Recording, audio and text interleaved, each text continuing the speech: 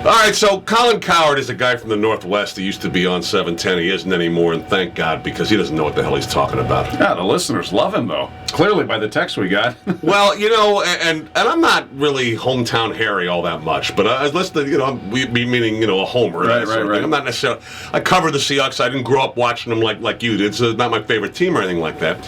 But when I heard some of his comments, he made a great point on it, too, where he's talking about, geez, I don't understand what the Seahawks are doing. And talks about missing on Russell Wilson. Talks about James Carpenter not working out. Talks about they're taking too many reaches with guys like Bruce Irvin. And as you pointed out, left out, you want to begin? Red Bryant, Ken Chancellor, all the things they had done right. Richard Sherman, Doug Baldwin. Trying to criticize the Seahawks because they're, I guess, taking too many chances. Was that what he was driving at? Yeah, that they're too much of a risk-taking team. He talked about Carpenter as a reach that hasn't worked out. Already Russell Wilson is a reach in the third round, which we don't know if that's going to work out or not. The only legitimate name that he brought up that there is no dispute about was Charlie Whitehurst. Right, he was a bust. We all know. They swung and missed. It didn't work out well. He brought up Tavares Jackson. They paid him backup money. He was your starter last year. He was about what you thought he was going to be. They didn't bring him in with the intention of, here's our franchise quarterback, we found our guy. It was never that. So I don't look at that as a big swing and a miss.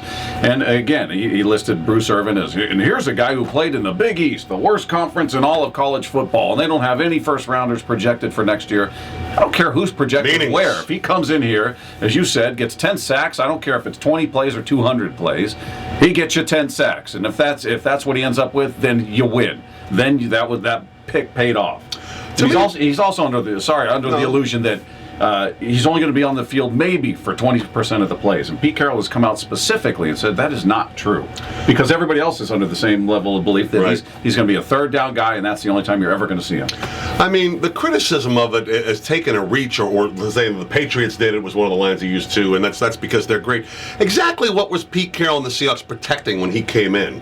It's not a team that had been losing consistently. They'd fallen off the cliff. They'd 4-12, and what they have, I think 6-10 maybe the next year. I mean, things had fallen apart. He's rebuilding everything. How do you do that and not take chances?